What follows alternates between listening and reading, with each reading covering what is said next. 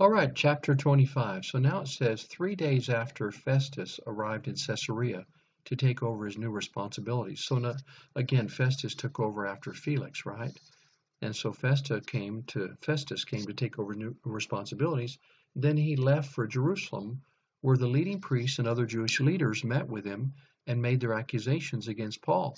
Well, now from the chapter before, we remember that Paul had been kept in prison there in Caesarea for several years. I think it said 3 years, and we could go back and look it up, but it was several years.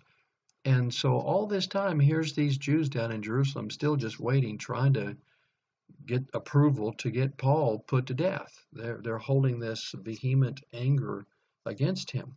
And so now as soon as Festus becomes king, he goes down, visits Jerusalem, and the Jews grab him and say, hey, as long as you're here, king, how about doing us a favor and putting Paul to death?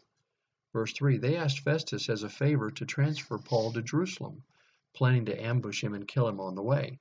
But Festus replied that Paul was at Caesarea and that he himself will be returning there soon. And so he said, those of you in authority can return with me to Caesarea if you'd like. And if Paul's done anything wrong, you can make your accusations. So about 8 or 10 days later, Festus returned to Caesarea. And on the following day, he took his seat in court, and he ordered that Paul be brought in. When Paul arrived, the Jewish leaders from Jerusalem gathered around, and they made many serious accusations they couldn't prove. And Paul denied the charges. He said, I'm not guilty of any crime against the Jewish laws, or against the temple, or against the Roman government, he said. And then Festus, wanting to please the Jews, asked him, well, then are you willing to go to Jerusalem and stand trial before me there? But Paul replied, no, this is the official Roman court, and so I ought to be tried right here. You know very well I'm not guilty of harming the Jews. In fact, if I've done something worthy of death, I don't refuse to die. But if I'm innocent, no one has a right to turn me over to these men to kill me. I appeal to Caesar. And so Festus conferred with his advisors and then replied, very well, you have appealed to Caesar, and to Caesar you will go. It'd be like somebody here appealing to the Supreme Court. Verse 13, a few days later, King Agrippa arrived with his sister Bernice. And King Agrippa was, again, not king over a large area. He was like the other governors. He held rule over part of Israel. And he replaced Herod Antipas, who was the son of Herod the Great, the one who was the king when Jesus was born in Bethlehem. So here's the grandson of King Herod. A few days later, King Agrippa arrived with his sister Bernice to pay their respects to Festus, since he had just taken over in Caesarea. During their stay of several days, Festus discussed Paul's case with the king. There's a prisoner here, he told him, whose case was left for me by Felix. When I was in Jerusalem, the leading priests and Jewish elders pressed charges against him and asked me to condemn him. I pointed out to them that Roman law doesn't convict people without a trial. They must be given an opportunity to confront their accusers and defend themselves. And so when his accusers came here for the trial, I didn't delay. I called the case the very next day, and I ordered that Paul be brought in. But the accusations made against him weren't any of the crimes I expected. Instead, it was something about their religion and about a dead man named Jesus, who Paul insists is alive.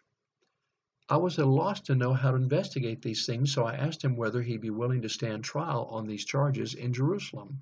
But Paul appealed to have his case decided by the emperor. And so I ordered that he be held in custody until I could arrange to send him to Caesar in Rome. Verse 22, he says, I'd like to hear the man myself, Agrippa said, and Festus replied, you will, tomorrow. Verse 23, so the next day Agrippa and Bernice arrived at the auditorium with great pomp, accompanied by military officers and prominent men of the city. And by the way, when I read this, it makes me think Paul was probably just, chomping at the bit, just, salivating at the mouth, just wanting to talk to all these prominent people, wanting to share the gospel with these powerful people. And it says, so when Agrippa and Bernice arrived at the auditorium with great pomp, accompanied by military officers and prominent men of the city, then Festus ordered that Paul be brought in. And then Festus said, King Agrippa, and all who are here, this is a man whose death is demanded by all the Jews, both here and in Jerusalem. But in my opinion, he's done nothing deserving death. However, since he appealed his case to the emperor, I have decided to send him to Rome. But what shall I write the emperor? For there's no clear charge against him. So I brought him before all of you, and especially you, King Agrippa. You see, the other fellow was not a Jew, but King Agrippa was. And so he says, I'm thinking that you might have the best chance to figure this out. Especially I brought him before you, King Agrippa, so that after we examine him, I might have something to write. For it makes no sense to send a prisoner to the emperor without specifying the charges against him. So again, they're just going through the process. The Holy Spirit has Luke record the historical events that are leading up to Paul's sharing the gospel with more and more and more powerful people. And eventually we'll see later that he'll do that in Rome as well. Okay, that's the end of our reading for today. God bless you. I hope you enjoyed it. I hope you'll come back and read with us tomorrow. Bye-bye.